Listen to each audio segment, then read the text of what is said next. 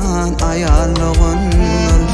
Madam sağlığımadı kim bağıtamadı, Allah'dan dileyen ayarlığındır. Madam sağlığımadı kim bağıtamadı, Allah'dan dileyen ayarlığındır. Çağalıkta bile oynap gülüşür, yaşlığında sırım alıp birişir. Derdini din çekişir, dince paylaşır, Allah'dan edin ayarlığındır.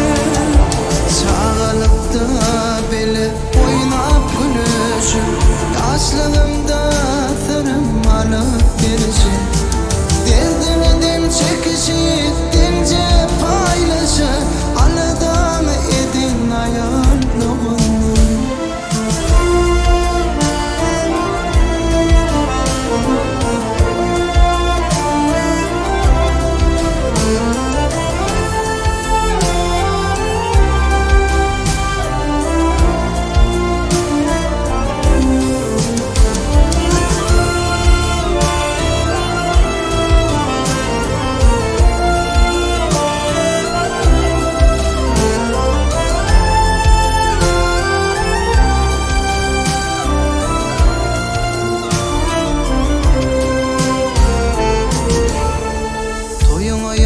Sana yarışıp durun, halın neçik deyip soruşup durun.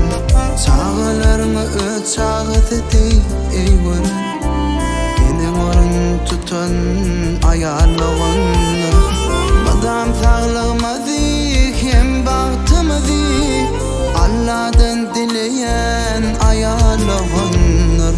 Çağalıkta bile oynap gülüşür, yaşlığında sırım alıp birişir. Derdini din çekişir, dince paylaşır, Allah'dan edin ayarlığındır.